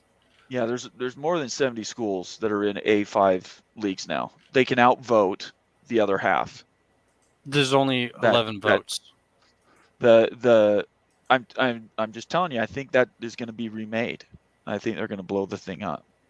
Oh, well, okay. That's a much bigger conversation. And I don't know the possibility of that and how the legal rights and the ownership rights and all that. But okay, that's fair. Yeah. I mean, that's going down a different road. And that's the conversation where, like, if that happened, then you're right. Yeah, it's a totally different story. We'll have to find out, I guess. Yeah. Kaufman, who's one of our members, says, do you guys think the strength of schedule will come into play for college football playoffs? That's a good question. Ted, what do you think about that? It's going to be very interesting going forward with some of these bigger leagues. Let's start first with the Big Ten and SEC. Like, you play a conference schedule. SEC schedule with Texas and OU. You can debate till you're blue in the face on how good they're going to be, but they're still going to be solid at the very least. I think they're still going to be solid football teams. Will they be 7-5, 8-4 yearly? Possibly. But when you talk about strength of schedule, especially in the SEC, I know they're at 8 league games right now, and don't get me started on that. But and that might expand in the future. But the strengths of schedule in conference for both the Big Ten and the SEC is going to be great. A lot of times I look at recruiting rankings and where these teams are. You see a lot of the Big Ten. You see a lot of the SEC in the top 10, a lot of the top 15, especially now with all these other schools kind of coming in right now. So the strengths of schedule, the point I'm trying to make, strengths of schedule lies within the league a lot of times with the Big Ten and the SEC. When you look at the teams in those leagues, they can afford to play an FCS team. They can afford to maybe not schedule super strong out of conference, I think, going forward, especially if it's still a 12-team playoff. I know we think it, you think it, I think it's going to expand to 16 once we get to 2026. Right. But for right now, when I look at strength of schedule in the Big Ten and I look at strength of schedule in the SEC, it lies within the league. And maybe you don't want to trip up out of conference. I know these things are scheduled 10 whatever years in advance, so they're still going to play what they're going to play, even though Ohio State and Washington recently canceled a series. Maybe there was a little bit more behind that as well at the time. But then when you look at maybe the Big 12, maybe look at the ACC, you kind of look at some of these other conferences, that's where maybe strength of schedule gets boosted up a little bit. But if the Big 10 and the SEC aren't scheduling you and they're kind of playing it safe a little bit, how does that all work out? If you don't have access to playing, we'll see how that all kind of dials up down the road. But strength of schedule is still going to be a huge part. We all know that, but I think the Big Ten and the SEC are favorable because of who they play inside their league. Very fair. We do know in the Big Ten, you can probably assess to this, is that they've taken away the rules requiring no more FCS games. Now, right, there were so many, how shall we say, waivers given that it Michigan was, looking at you. It was like it was like Swiss cheese. There were so many holes in it. But the act of taking that away is basically saying schedule away. I mean, I think in the Big Ten, even if you're having 3 OCs, you're scheduling an FCS. With Iowa, it's like Northern Iowa. You're scheduling your one out of conference rival. With Iowa, it's Iowa State. Sure. And then you're scheduling, like if you're Iowa, you're looking at a MAC team, and that's what you're doing. And I think this is across the board for a school like, once again, Notre Dame. As this all starts to progress and evolve, who all wants to actually schedule them on their out of conference? I mean, I know it's a big money game, but as money gets bigger and bigger, that becomes a little maybe less important. And the loss that you might get to them becomes more important.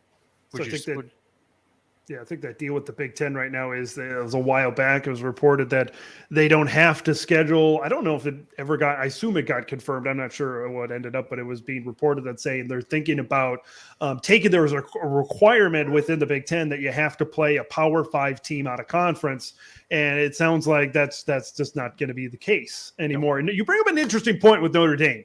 As much conferences continue to expand and expand and expand, there's been rumblings maybe about a 10th conference game as well, possibly with all of this inventory come in. Where does that leave Notre Dame? Bomber, we talked about it on my show last night. They're playing Tennessee State this year. They're playing Central Michigan this year. They played Marshall at home last year, and we can talk about that $75 million that they want every year.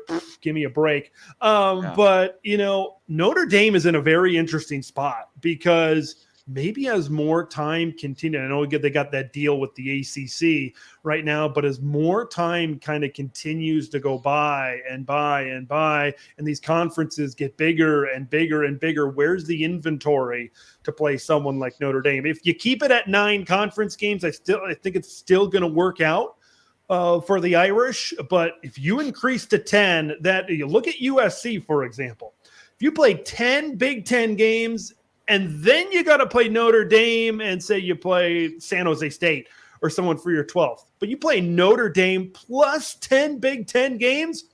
Oof, give me a break. Maybe I will take Stanford and Cal while we're talking about it over there to kind of lighten up the schedule a little bit.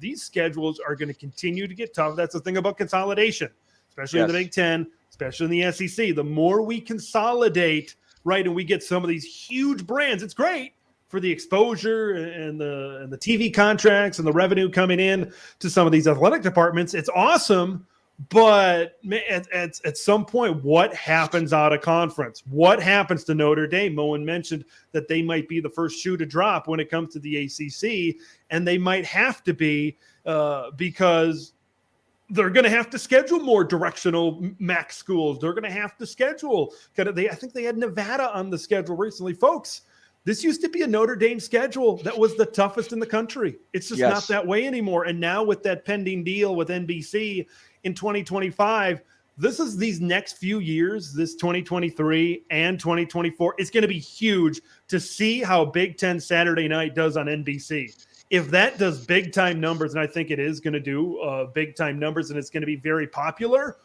then what happens in the renegotiating period once we get there in 2025 with Notre Dame? It's been reported, like I said, that they want $75 million every year. I laugh every time I say that because it's crazy to be able to say that without laughing. It seems right now. But if Big Ten Saturday Night is a big time success, and it sounds like Fox, CBS, and NBC are going to rotate who kind of has the top pick of a game every single week, I think that's the way they're going to do it. If that's successful, then NBC, I heard NBC's maybe in the game for the NBA rights. I'm not sure where that stands kind of right now, but the more money NBC is spending, all of a sudden Notre Dame sitting here and, well, half your schedule is MAC teams, and you got a Conference USA team in there, and now these schedules are shrinking and consolidating. Where's the value?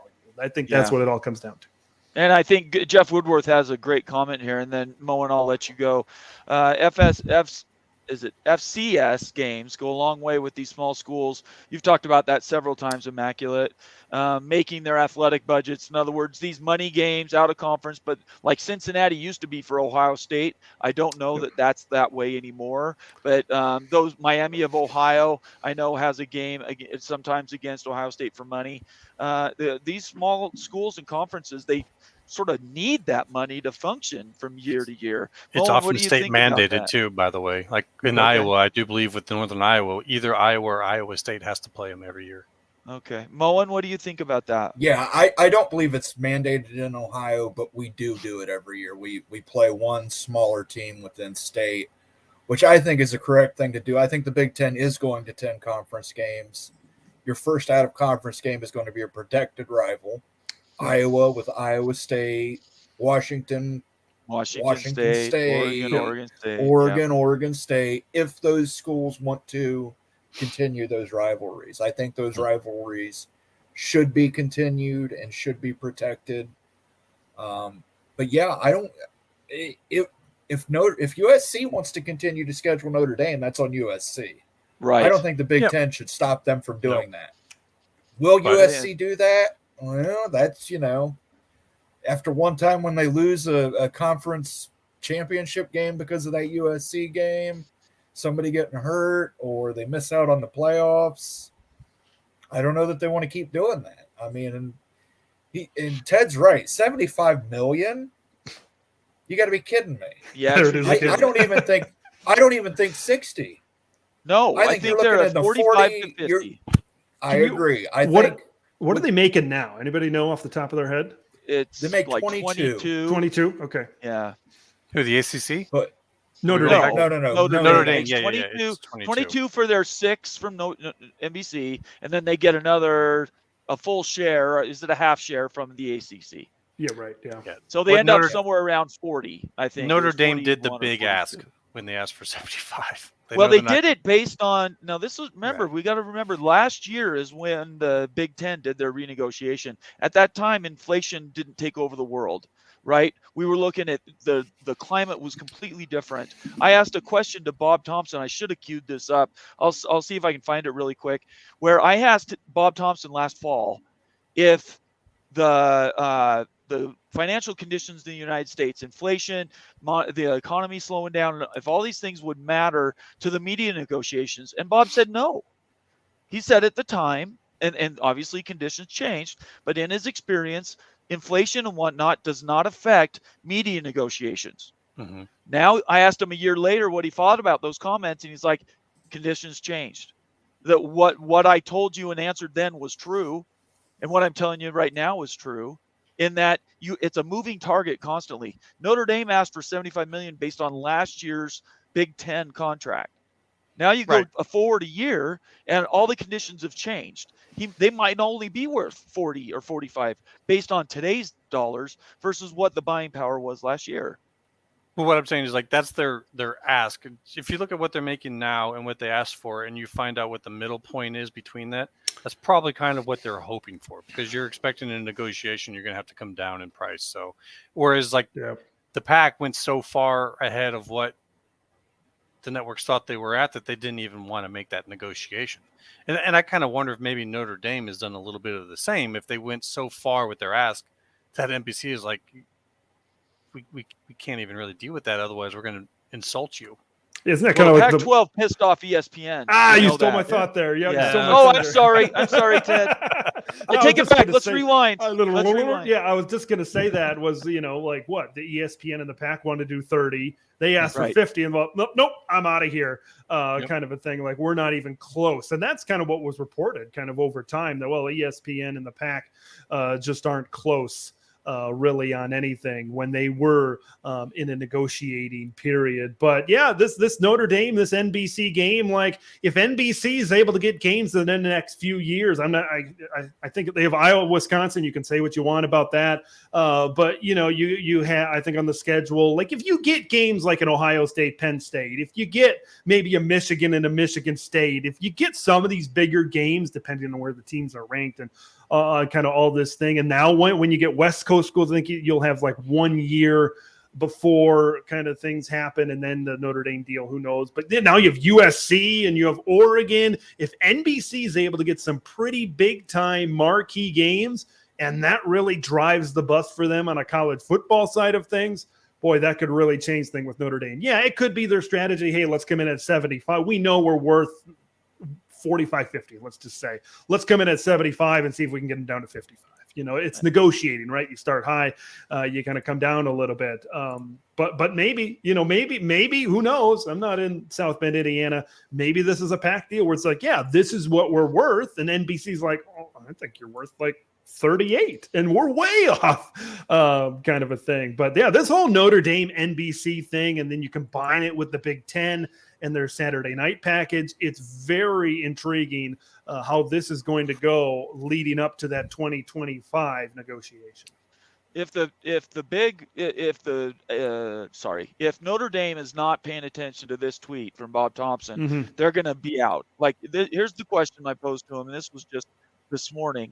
I asked you last fall whether the worsening U.S. economy would have a major impact on media negotiations. At the time, you didn't think so. What changed in the economy? Do you have these larger impacts on price for media services? Maybe was not apparent last year. And he basically is telling Notre Dame, this is it. Linear net's still hemorrhaging subscribers from cord cutting. The economy is tough.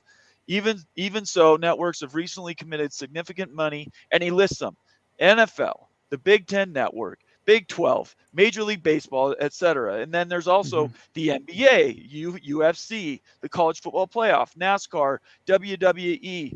It is incredible the amount of spread there has been for media dollars and how much of an effect it has had on all sports negotiations, right?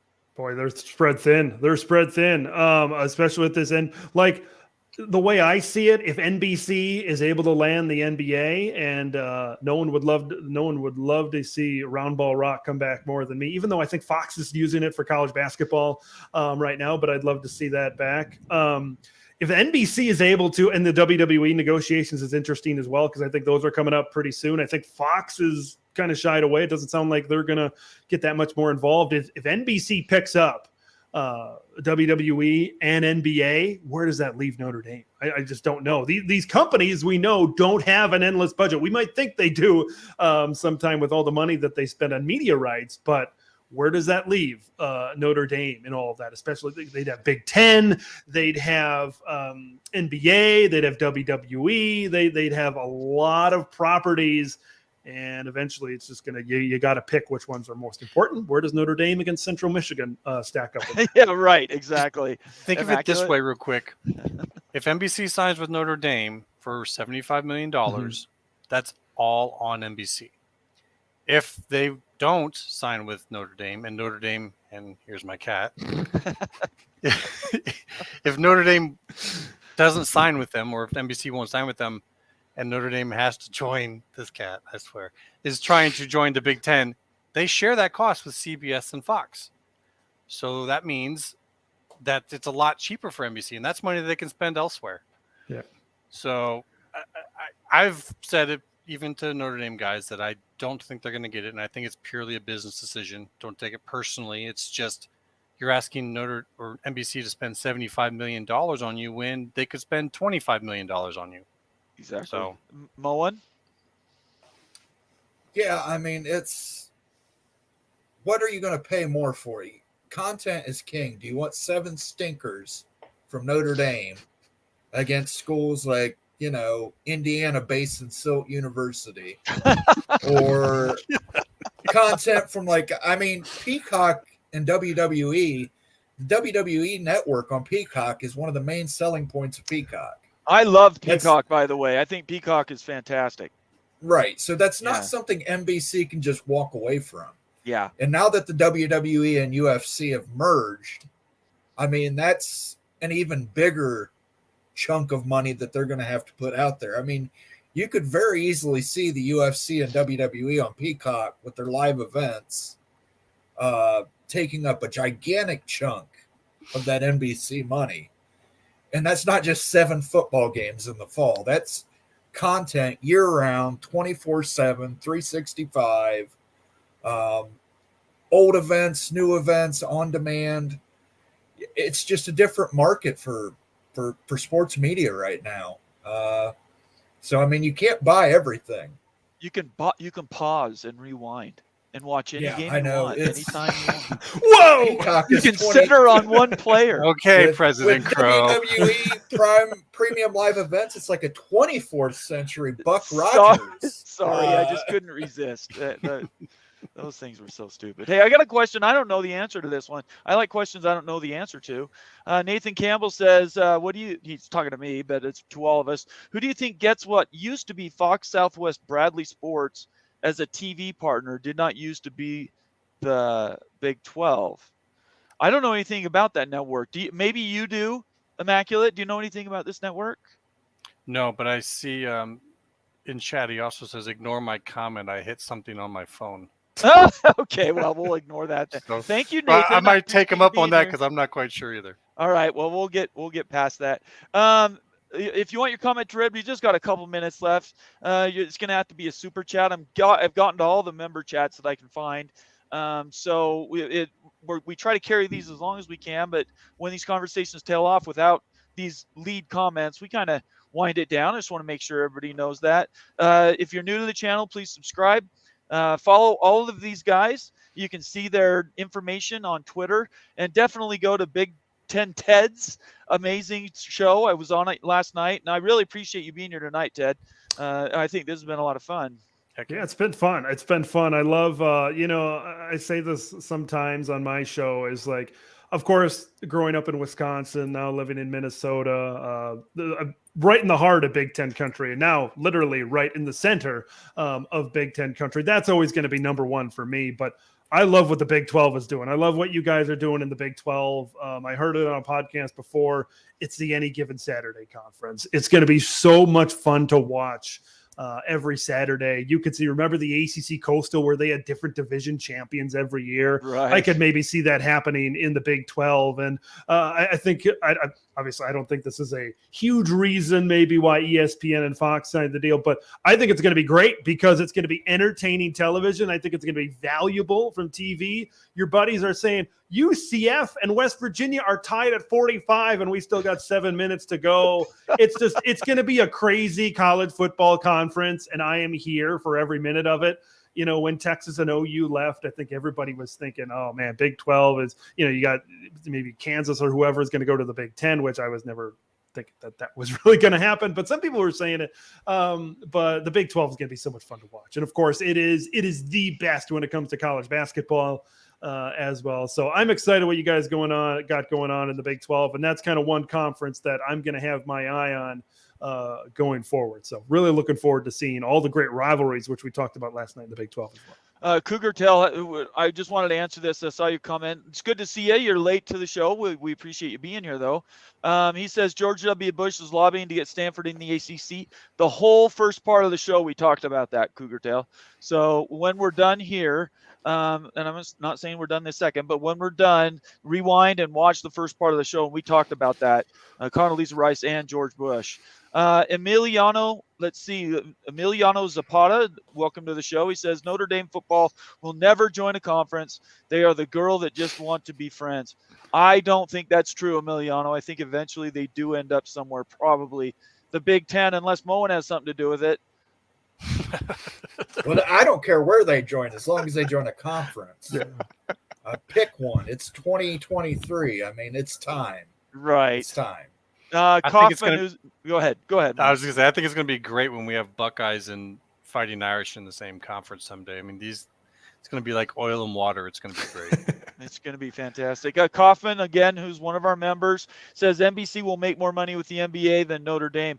Is that true? I don't see why not. I'd say so. A lot more variety, You think a lot so? more coverage across the country. Like all the entire NBA versus Notre Dame. Yeah. Yeah, I think I'd rather watch Lakers Celtics than Notre Dame versus Pennsylvania State of Accounting. So this is the problem with gosh, Moen. Love these so schools. this is the problem with the NBA. Since Jordan left, it's been crap. Let's just say that, all right? I'm teasing. I'm just teasing. Don't get mad at me. I don't want hate mail. I was just teasing. Pretty good stuff here in Phoenix. Yeah, I know. We'll see. I think just free agency has broken the NBA and the salary cap that isn't a salary cap. The super teams. I mean, it's just stupid. That's why the NFL's king, parity. That's why the Big 12, as we were just talking about, Big Ten Ted says it. The Big 12 is going to be engaging football because any given Sunday, right? It's going to be any given Saturday. If we're going to respect what your Mark has to say, he says basketball is in the come up. Well, the younger generations are all into it. We'll have to see. What did we hear? This is my favorite line for the Pac-12 through the realignment phase was Klyavkov kept saying, all these recruits want to watch football on their phone. Yeah. All these recruits want to watch football on their phone. That's the selling point for Apple TV. All these football recruits want to watch football on their phone. Really? That's where you want to sell? That and the After Dark, which was a joke. Everybody's after dark. Everybody's in bed when it's after dark. Don't come at me with that. Anyway, we'll have to see. Hey, you guys have any final words before we wrap this sucker up? Just real quick, this is the Big 12 channel, and as a Big 10 fan, just like Ted's saying here, as an Iowa guy in the Big 10, we kind of know where we stand. We kind of know, like, there's the OSUs, the Michigans, the Penn States. We got the USCs coming in, and who knows who else. So we kind of know where we stand here. But the cool thing about the Big 12 looking forward is it's just going to be fun to watch and see who wins. To some degree, I kind of wish Iowa was part of it. Now, not because of the money and because of the history, but just in terms of competition. I think that's the conference to watch, and that's going to be very exciting to watch here in the future. Moen? Yeah, I think with both of these, the Big 10 and the Big 12, it's going to be really exciting to see some of these matchups that you don't see that often. They're going to become more common things to see in Oregon playing Ohio State every few years. You're going to get a lot more marquee matchups. You can watch from noon till midnight, Big 10 game after Big 10 game. You can jump around to a Big 12 game, catch what's going on there. It's just going to be really exciting. I can't wait till we actually get settled down and play football here next year and see how well USC, UCLA, Washington, and Oregon do in the Big, and see how well Utah and the rest of the Four Corners do in the Big 12. Half the Big 12 is new. Sorry, but like this is unheard of. Half of the conference is brand new, and it's listed as the number 3 conference, like in a lot of people's minds. That's gonna. We didn't talk about it today, but it's gonna be a show tomorrow on. Just so everybody knows, they got John Kurtz on the show tomorrow night. I encourage everybody to watch it. That's going to be a lot of fun. But this is one of the questions I want to take up with John: is where do we go with branding for the Big 12? Right? That's an open question. Do you stay Big 12 and just grow as big as you want. I think there is something to that. Why pay for rebranding if you don't have to? Big Ten doesn't care. No. Big Ten's not. They're 16, 18 now. They're not going to rebrand. So why should the 10 Big 12? 10 is an acronym. Okay. Tradition, excellence, nationwide. Okay. Oh, okay. There we go. So that's what I'm going with. Love it. That's what I I'm love going it. with for now. All right, I've all right. mailed the check for my royalties to Tony Petiti. I keep on checking the mailbox. Haven't gotten anything yet, but that's what I'm going with. That's what I'm going with. Oh, I appreciate that. There's That's also the thing fantastic. that the G in big, like right behind him there, is Yep. supposed to actually look like a 6 because we couldn't get the big 16 Oh, yeah. because the Big 12 had it in advance. Right there. We Yeah. just I- we made the big look like a 6. Yeah, well, we're going to look forward to, and I love this comment that Jared Jones says, where is it? Hang on a second. I clicked on the wrong thing. Jared, hang on. I like that comment. He says, BYU versus Utah next year in the Big 12 championship. I can look forward to that. Possibly. That looks fun to me. The rivalry game leads to a championship game Doubleheader. face off. So how do you feel about that in Big Ten country? Some have said, okay, so you got Michigan and Ohio State could face off in back-to-back weeks, Right. of course. And if they say, well, depending on how maybe one team has to win, but they say it could maybe devalue the regular season matchup because you got to play again if both teams are locked in. Now, both teams could not be locked in. How do you feel like having BYU and Utah? By the way, Jared Jones is the guy, shows up in the Big Ten TED chat all the time. Love me some Jared Jones. But how do you kind of feel? How would you feel about playing back-to-back rivalry games kind of from BYU Utah? Does it devalue the regular season matchup on campus or, No. Okay. No, I don't think so. In fact, Okay. that would be a dream scenario if you had a rivalry game as the championship. Like Right, last yeah. year, Baylor and TCU, if Baylor would have been at the very top, Baylor TCU being the championship game would have been fantastic, right? Right. Everybody would have been watching that game. Kansas State came in and basically took over for that whole championship weekend. And when they beat TCU, they became the darling. So the Big 12, I think rivalry games, they could go back to back for championship games, and it would be, like I said, I think last year they drew 6 or 7 million for the championship game with K-State and TCU. I think it was BYU Utah. You could be over that. I really believe that everybody would tune in to watch that game. They hate each other so much. It's just, yeah, it's a different. It's just different anyway. Yeah. I'll let Moen and Immaculate. What do you guys think? I For don't know. me, I love rivalries. You know, if you put Ohio State and Michigan back to back, Yeah, it's still going to draw monster ratings. I mean, yeah, I agree. there's still a storyline. It's the loser. Does the loser redeem themselves, or, and it's just going to put more salt on the wound if somebody wins back-to-back games Right. against the other. I mean, Right. to me, it just heightens it. It's just going to heighten it.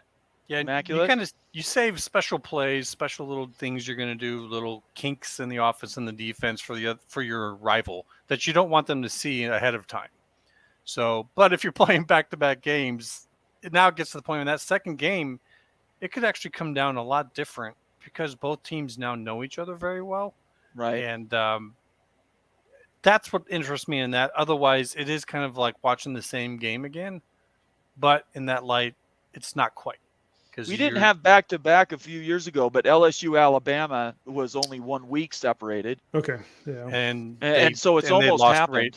but they lost ratings too for that. So But they lost ratings because it was 9-6.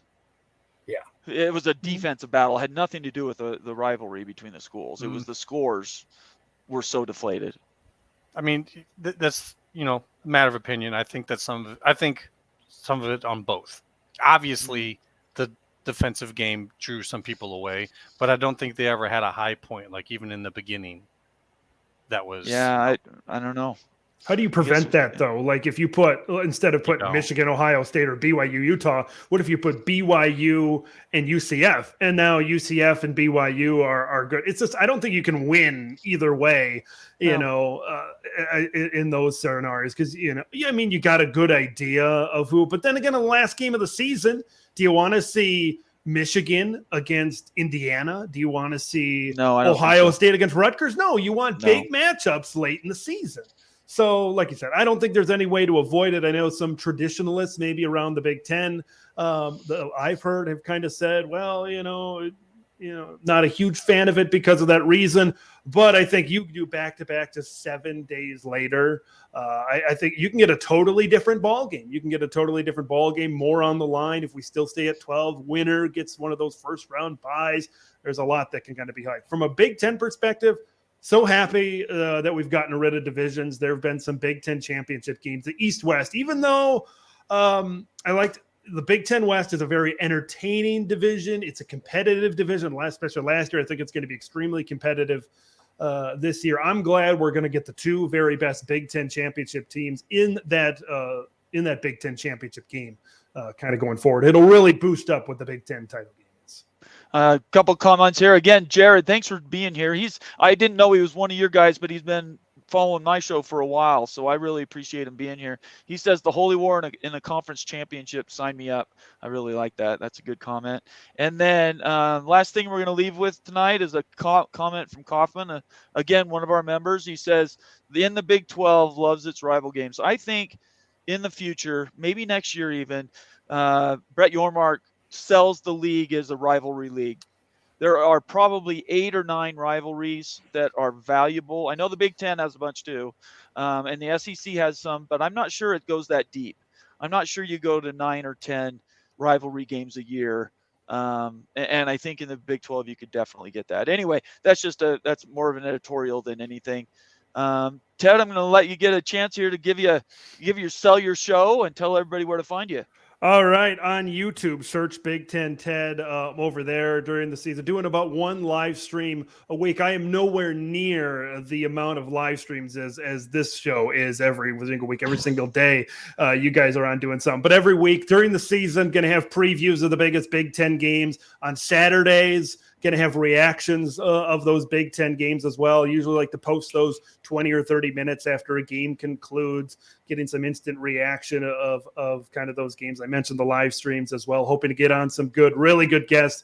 Got a big Big Ten predictions show coming up on August 23rd on Twitter at Big Ten Ted as well. I know this is a Big 12 channel, but if you want to see what's going on in Big Ten country, I'd like to think that this is one of the places to be on the YouTube sphere.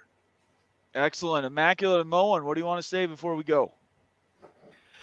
But I'll just say real quick, you can find me on Twitter at Immaculate View. You may see more of me in the future in other ways, but right now that's where I mainly focus on. If you're looking for a little bit of conversation about things going on in the realignment world, I do try to post up for folks, maybe some things they would miss, start a little conversation there. Otherwise, once again, you can find me here at Big 12 Mafia.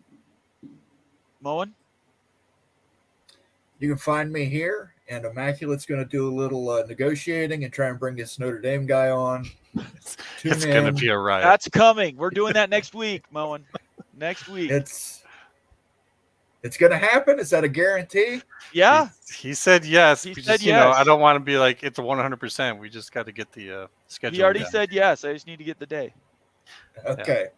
Yeah. So tune in next week, guys. Tune in next week for that battle. That'll be fun. We should blow off the ratings wheel. That's all I say. Everybody, thanks so much for being here. Ted, I appreciate it, man. 2 hours is a long time. I want to apologize for last night. I had another appointment. I had to bail off of his show a half hour early. I really feel bad about that. That won't happen again. I'm sorry I did that. But I appreciate you being here. Everybody, thanks for being here. If you're new to the channel, please subscribe and subscribe to the guys and follow them on Twitter that you can see here. Big Ten Ted Show. Subscribe to that. And then we appreciate everybody being here. Tomorrow night, John Kurtz is going to be in the house. We're going to really plumb the depths with his conversations about realignment and how that went down with Utah and all the ADs in the Pac-12. Everybody have a great night. Drive safe. Ted, stick around for just a second after the show. I wanted to talk something with you. Everybody else have a great night and peace out.